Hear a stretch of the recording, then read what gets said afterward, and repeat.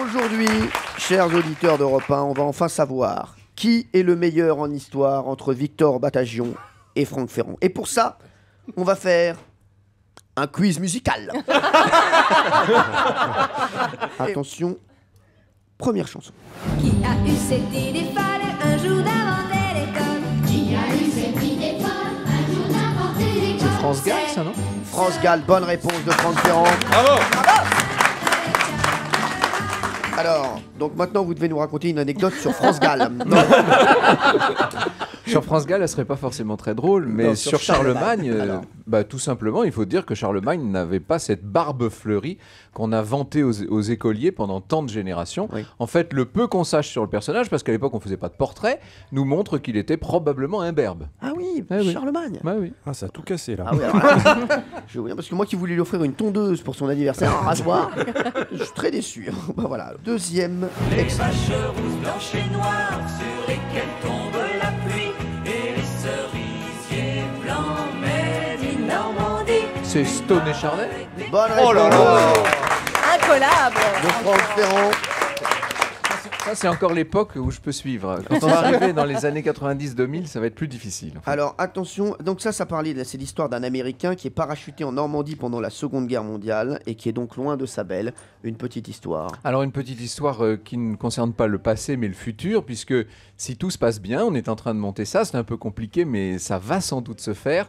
On va aller avec un des vétérans du débarquement pour le 6 juin prochain sur une barge en Normandie et on va débarquer, si je puis dire, avec lui. Il a 94 ans ce monsieur. Oui, Ah parce oui. que ça sera les 60... Ça sera les 70 ans 70 du ans. débarquement. Oui. Voici le troisième extrait.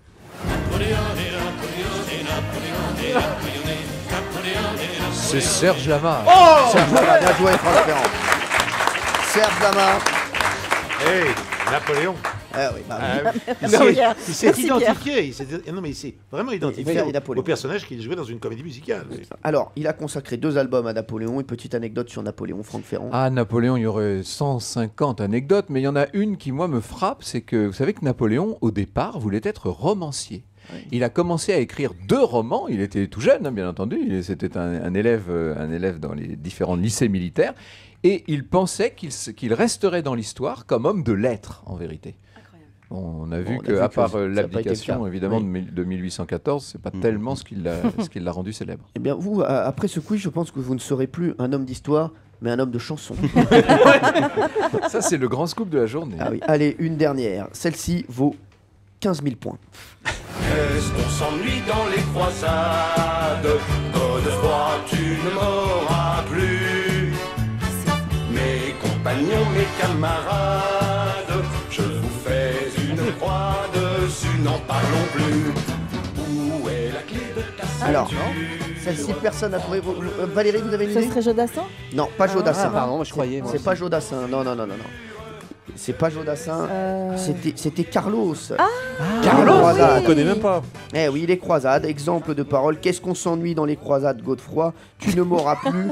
Mes compagnons, mes camarades, je vous fais une croix dessus, n'en parlons plus. Est-ce que vous avez une anecdote sur les croisades, Victor?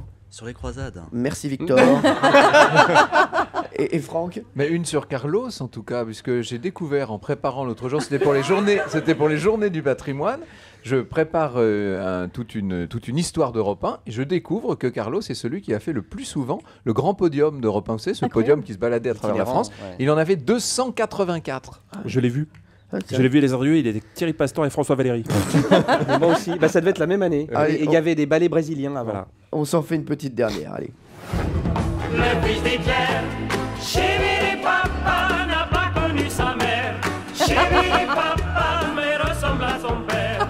Chéri papa, il a son mauvais caractère. Le fils d'Hitler, Ça, c'est colombien, non? Ouais.